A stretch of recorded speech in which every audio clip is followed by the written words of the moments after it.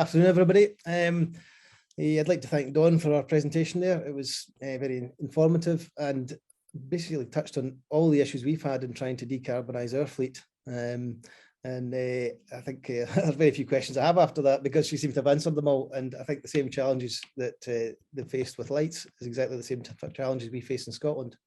But I'll give you a brief introduction of who I am and what we've been doing for the last 25 years.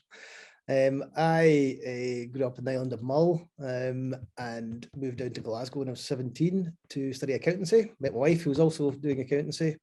Got married very young and started our first business when I was 21, into sandwich manufacturing. Pass me in, Nick. Right, bye. Started a sandwich manufacturing company when I was 21, which we grew over the next 5 years to producing 14,000 sandwiches a day. We had 90 staff. And we'd also started a family, so we had 3 kids under the age of 5, and we'd also got a doer-upper of a house. So it was a bit of a challenging time for us, and we decided life could be a little bit easier. So we sold that business and set up Lomond Foods in food wholesale, and basically started by jumping in a van, buying some stock and going and selling to customers. And we've grown that over the years and diversified a little bit. 10 years ago, we set up a manufacturing bakery making round cakes and tray bakes, which we distribute across the UK. And in the meantime, the wholesale business has grown to about 25 million turnover, and we have 107 staff. A few challenges along the way, but it's been a journey. In terms of our decarbonisation, a few years ago, we looked at what we were doing with our diesel trucks. We had 40 odd diesel trucks running across Scotland, obviously going through a lot of diesel and generating quite a lot of pollution. We're quite keen to reduce our carbon footprint and had a look around to see what could be done. Electric, a few years ago, definitely not an option, and there didn't seem to be many other options to decarbonise the fleet. So we spoke to our partners at the time who we lease most of our vehicles from, which is Petite Forestier, and between us sourced vehicles that had a kind of hybrid battery which ran the refrigeration. I should say that we are an ambient, chilled and frozen distributor of foods. So all our vehicles have refrigerated equipment on them and are insulated, which adds a bit of weight. So with Petite Forestier, we sourced vehicles that could have a battery which ran the fridge units and which was charged directly by the braking process and the driving of the vehicle. Prior to that, the fridges were operated by red diesel engines, which sit on top of the cab, and they obviously burn red diesel and power the fridge. They're quite noisy, and I'm not sure how many people will know, but they actually were unregulated at the time. I think they still are.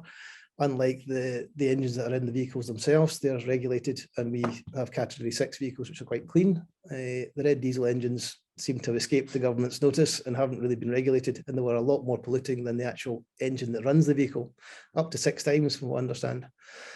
So by removing the red diesel engine and the fuel associated with it, and putting a battery in, we were able to remove an awful lot of carbon footprint. The other advantage was that the battery and the fridge were much lighter, and at the same time, in conjunction with Petite Forestier, we got much thinner insulation, which was more insulative but thinner, and that allowed us to make the box bigger. The end result was that vehicles that previously could carry 1.6 tons or 7.5 ton vehicles, they had a carrying capacity of 1.6, they actually went up to 2.9. And the combination of that extra carrying capacity and the fact that we're no longer using the red diesel engine has pretty much halved the carbon footprint of our vehicles. So we didn't need as many vehicles because they could carry more. So we went from 40 odd vehicles down to now 26. Even though our turnover during that period has went up by 25%. So that's been quite a big win on the carbon reduction.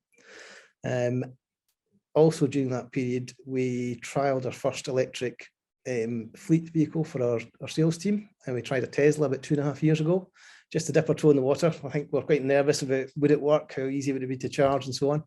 But it went completely seamlessly.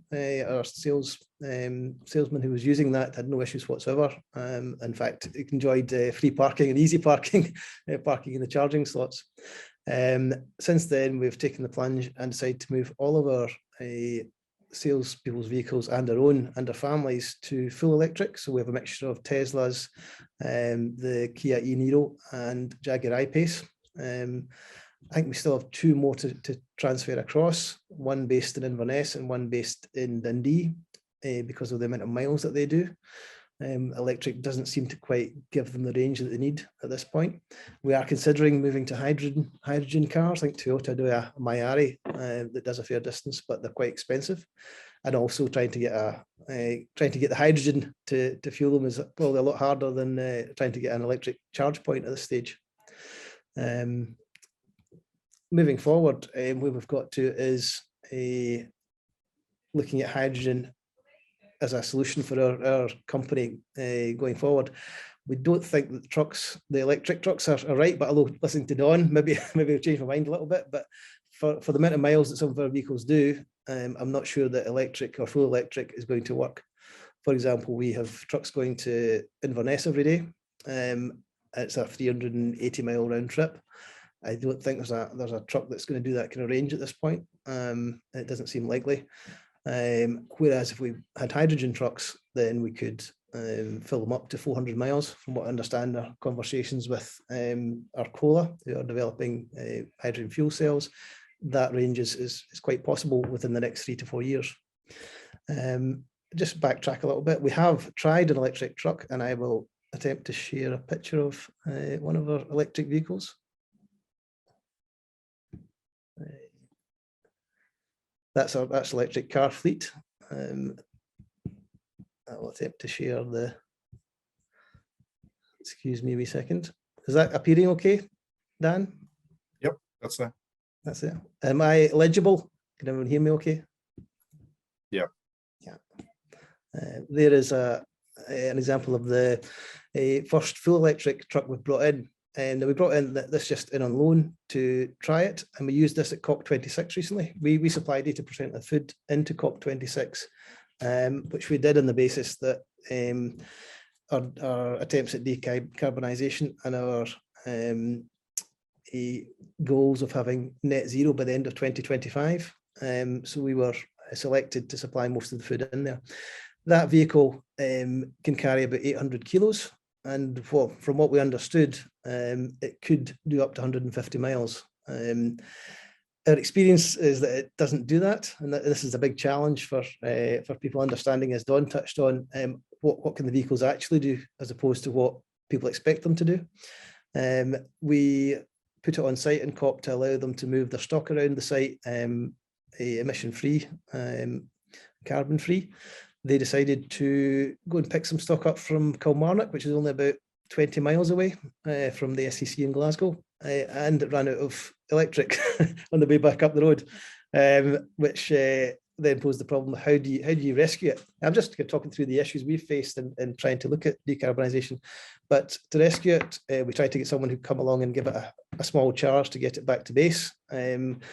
Our transport manager sat around most of a day and got nowhere, and eventually we had to send out a low loader to collect it and bring it back. And that's the kind of fear that it gets for us as a business looking at full electric. Is the technology there? Is the range there? And will we find these continual problems? In terms of the actual range we managed to get, our transport manager charged the vehicle fully and did a delivery about 12 miles away. And when he returned, having had a full charge, he only had 30 miles range left. So that's a kind of a very worrying scenario for us in terms of looking at electric vehicles going forward. Open-minded, and certainly would love to know more about Volvo's range and what they can do for kind of Ridley trucks around about the 18-ton to 12-ton level. In terms of what we've actually managed to achieve, as I said earlier, we've reduced our vehicles by 14, getting 30% more product on them. And we reckon about a 60% reduction in carbon. That's our story so far. As I said, we have ordered or verbally suggested we will take 3 18-tonners and 3 12-ton hydrogen trucks in as soon as they're available. We still don't know how much they cost, but we're assured that there will be some funding available to help us achieve that. We've also spoken with Scottish Power, and they have agreed to supply green hydrogen to us that will power these trucks when we actually get them in. But again, a lot of it is still very speculative, and we're not sure yet just how much funding will be available from the government to allow us to achieve this. So I'm very keen to hear if anyone knows how we access that and what volume. I think that's me. That gives you a kind of idea of where we are. Dan, I don't know if there's anything else you want me to say.